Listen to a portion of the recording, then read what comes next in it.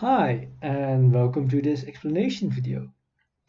A while ago, I received an email from someone with the question, what's the deal with the diagonal lines? Why are they there? Does it have anything to do with it being a 4D puzzle?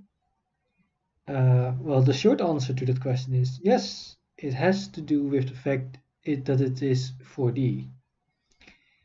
Um, but I can imagine that anyone viewing this video right now will not be satisfied with that answer. Will probably want to know what the deal really is.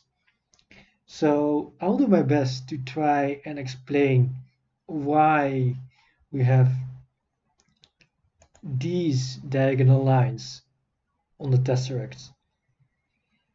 What you have to keep in mind is that if you want a good explanation on how the 4D visualization works, I would recommend watching another video. There is this game, I believe it was first developed in 2012 and is still being under development, called Migakure, if I pronounced it correctly. And they created a video where they explained their 4D visualization technique. And the technique I'm using is basically the same. So they perfectly explained how it works. I cannot imagine any better explanation than what they did. So I would recommend to just watch that video. I will put it in the description for you to find. So yeah, but in this video I'm gonna really focus on the diagonal lines because that's a very specific part of the 4D visualization around my game that yeah requires a little bit of explanation. So before I explain it, let's first take a couple of steps back. And when I say a couple of steps back, I mean a couple of dimensions back. Back to the second dimension, the two-dimensional plane. So here we see something that looks quite analogous to our 4D tesseract. We see colors, we see lines, and we see a square-like object. What you might be wondering is, well, okay, it's 2D, it's a square, makes sense, but does it make sense that most of it is kind of colorless? So if you look at the center over here, you see a lot of gray, and you only see colors at the edges of the square. This may seem a bit weird at first. You might be thinking that there should be more color in it, but you have to really look at it from the perspective of a 2D being, so a flat world being. So let me just get a flat ruler with me. So here we have a 2D being who will be observing this square. Now, let me just clarify what it's observing. So what we see, or what it sees, are these two lines, so the green and yellow line. It's not seeing anything inside. We can see that because we're 3D beings. But this 2D being seeing this 2D puzzle, although it's not really a puzzle because you cannot shuffle it. It has only one type of rotation. Uh, well, yeah, what I was saying, it can only see the surface of it, which are these edges. And we see the surface as being the whole square. The 2D being sees the surface as being the edges around the square. So in theory, the 2D being could walk around the square and see, oh, this is a square shape, there's a yellow, a red, a blue, and a green side. That's how it observes it, which is great and all, but we're not interested in 2D. We're interested in 4D, as seen by a 3D observer. So let's not stick around here for too long, and let's go one dimension up. Here we have a 3D puzzle. So this is a cube. This is a shape you're probably more familiar with, and I can imagine you have probably seen a Rubik's Cube before, which is essentially this, although Rubik's Cubes are usually 3 by 3 by 3, and this one is 4 by 4 by 4, but they exist. Um, so yeah, this is, you know what this is, you know what it looks like, um, but now imagine that you are a 2D being who's looking at this. So let's get our 2D friend over here. And let's see what does our 2D being see. There we go. So it's seeing, just like we see the surface of the cube, our 2D friend over here also sees the surface of the cube, but only a portion of it, only what we see being lit up over here. So it sees the red side, the green side, and if it walks around it, can also see uh, cyan, I think, and uh, I don't know what's the opposite of the green color. Uh, Green had the opposite. Oh, magenta, yeah. So the magenta would be on the other side. Okay, not important. Um, so if this 2D being would walk around it, it would see a square. Actually, it would basically see the same thing as over here, just maybe different colors. So red is now adjacent to green, which in this case, red was adjacent to yellow and blue. So it's a little bit different, but it's just different colors. It doesn't see anything strange. So what it's seeing over here is basically the same as what it's seeing over here. But what if we rotate it a bit? What if we rotate the cube and we bring our 2D friend over here, and what will it see now? So now it sees something strange. It doesn't see a square anymore. It sees something that's kind of a hexagonal shape. So that's already the first thing that's a bit strange to it, because you tell it it's a cube it's looking at, uh, and you explain to it that it's like a square but with more dimensions, similar to how a line has more dimensions than a square.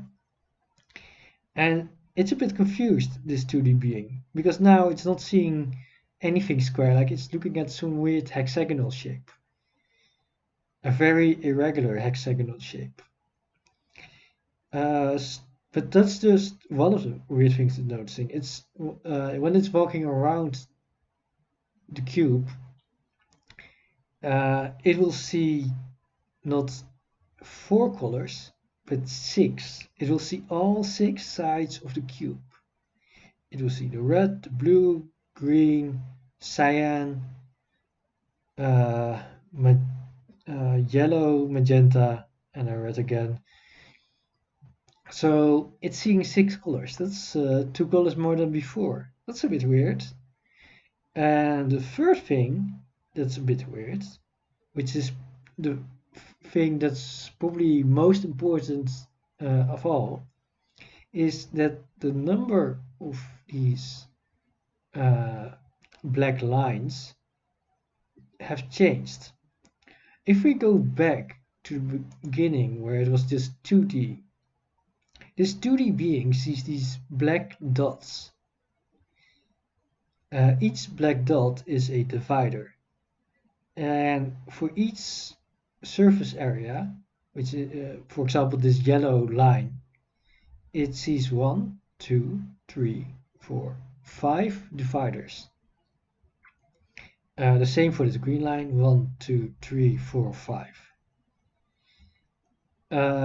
When we went up a dimension, it also saw 1, 2, 3, 4, 5 dividers for the green and another 5 for red. Now, after we rotated the cube, it now sees 1, 2, 3, 4, 5 dividers on the red surface. Okay, that's actually the same as before. How about blue surface? 1, 2, 3, 4, 5, 6.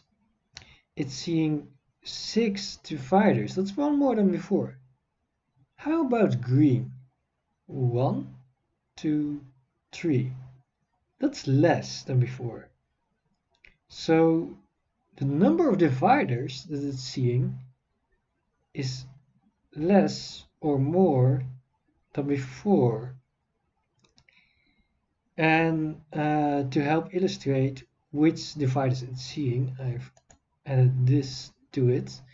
So now you can see, yeah, which lines intersect the vision of our 2D being. Now, the interesting thing to note is that in this case, all the lines that intersect its vision are kind of the same. They're kind of like horizontal lines. None of them are these vertical lines you see over here. They're all kind of horizontal on the red surface and the green surface. Over here, there are these kind of horizontal lines, the cyan ones, and there are these yellow lines that are perpendicular to those cyan lines over here. So these are, well, vertical and these are horizontal. And well, over here I do some magenta lines and over here as well.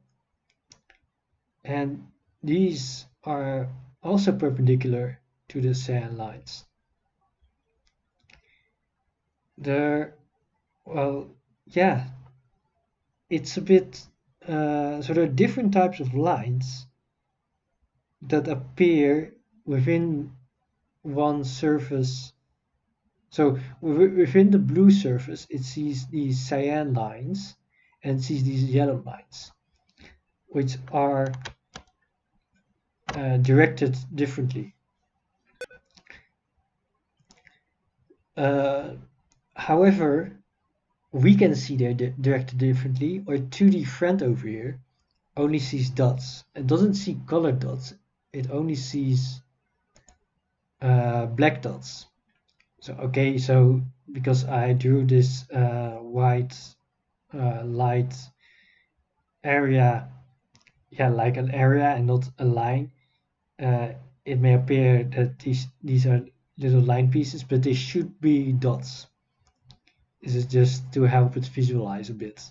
So it's a bit wider than it should be. I hope that's clear. So yeah, so we have these different lines that it's seeing, but it cannot see the direction. But it does notice that there's something weird about it. It can see the spacing between the lines. So for example, it can see these three yellow lines are spaced evenly from another, and these cyan lines are spaced evenly from another. And that will give it a hint which lines belong together and which lines don't. So in some sense it can see there are different lines or different dividers, two different divider groups within the surface the blue surface. And this really brings us to the thing that we see. So let me just start up the game and let me show you the thing. So here we have the tesseract. I'll zoom it out a little bit. With its diagonal lines, as you can see. So there are all these lines, and there are these vertical and horizontal ones that we kind of expect, but there are diagonal lines that we do not expect, or at least for 3D being that's a bit unexpected. Similarly, we had a 2D being that saw more dividers than it should be. It saw different types of dividers. Normally it would only see one type of divider for each surface, but instead it saw two types of dividers when it looked at a 3D object from a certain angle. That's kind of analogous to what we're seeing over here. So we have these two types of dividers that we're familiar with. We know these from like a Rubik's Cube puzzle. This is normal, like they're perpendicular, one of them is horizontal, the other is vertical. Normal. The diagonal ones are not normal. We've been given additional ones. And the number of diagonal lines can differ from where we're looking at. So yeah, on this red surface, we're counting 1, 2, 3 diagonal lines. But let's go move a bit. Now we're also seeing 3 diagonal lines. But now we only see 2. So the number of diagonal lines can change a bit. And it also means that the total number of lines can decrease or increase, just like the 2D being experienced with our cube. Another important thing to note is that while I call these lines diagonal, in fact they are not diagonal. They appear diagonal. They're actually perfectly straight, as you can see right now. So in the green and the red surface you can see there are nice straight lines. It's only on the blue surface right now that we see diagonal lines, but we can change that.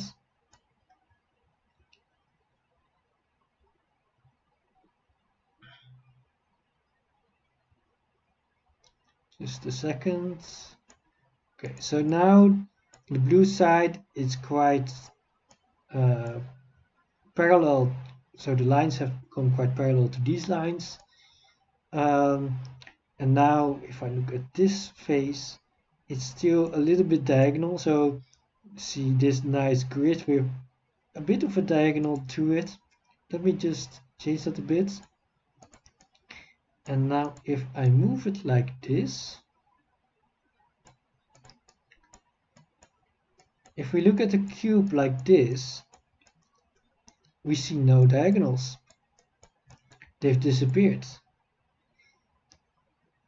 But they haven't really disappeared, they still exist. But now they're out of our vision.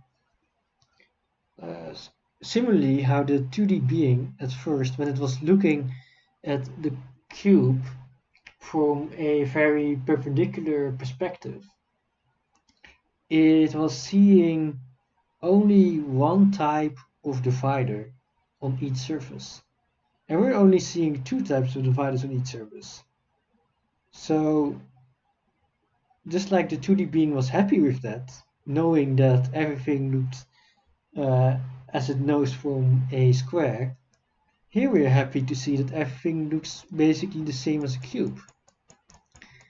So from certain perspectives, we don't see any diagonal lines, just like the 2D being doesn't see those additional dividers.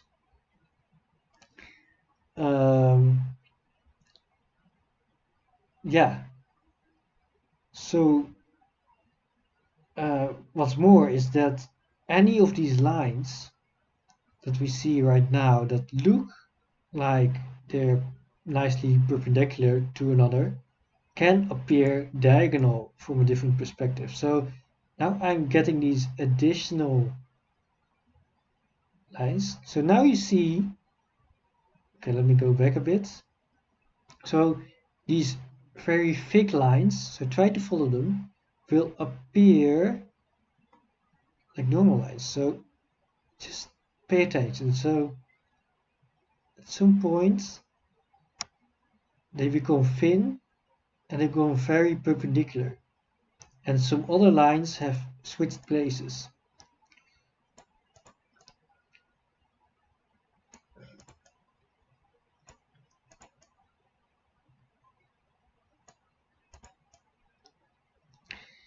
So yeah, every line that we see here is actually not a diagonal line.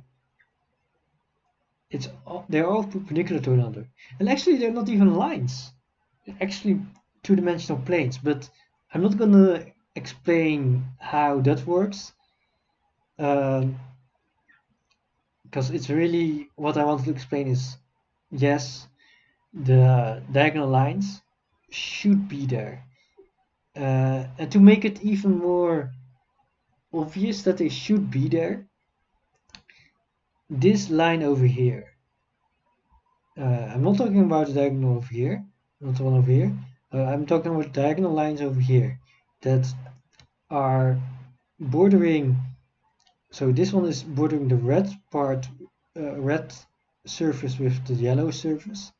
Over here we have a line bordering the white surface, and here one bordering the green surface. So what you need to know about tesseracts is that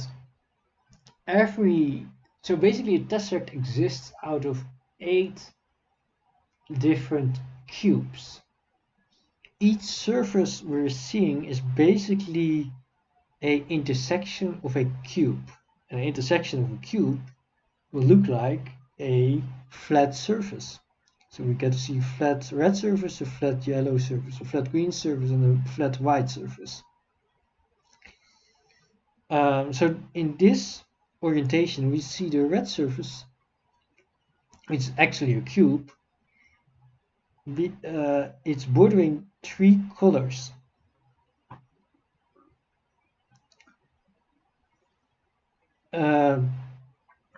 So this is interesting. Wait, let me think for a second. So if you can imagine a tesseract, you have to realize that a tesseract, so every surface of the tesseract should in fact border a total of 6 other surfaces. So the 3 colors we see over here are only half of the ones it's supposed to border. And now suppose we only had those, yeah, the 2 types of lines we're familiar with. So we have lines like these, lines that we know. So no diagonals. Then we would, let me just do this. So if we look at it like this, here we don't see the red surface bordering more than 4 colors. So since it's only bordering 4 colors, we're missing 2 colors. But we have used all these lines that we're familiar with, so there have to be more dividers, more lines that are the border between the red color and the other two colors. So we're now seeing, we're now missing the black and white colors. So if I do a bit of this, now we see that it's bordering 6 different colors. This is basically very equivalent to what the 2D being was seeing when we skewed the cube. So this is a very good analogy for that. We're seeing 6 colors adjacent to the red surface and also to the sand surface at the bottom. So we're seeing all the 8 colors of the tesseract, just like the 2D being was seeing all 6 colors of the cube from the weird angle it was making. So, and the reason we have those diagonal lines is because there need to be diagonal lines to divide any surface from the additional 2 surfaces that it's adjacent to. I hope this makes things clear. And if not, please contact me by email.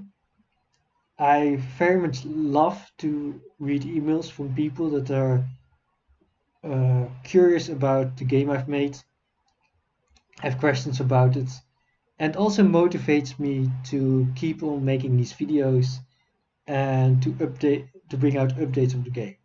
In fact, I am working on an update as I'm speaking. I expect it should be ready in about a month, maybe less. I try to be careful with making promises on that because I'm not always motivated to work on it.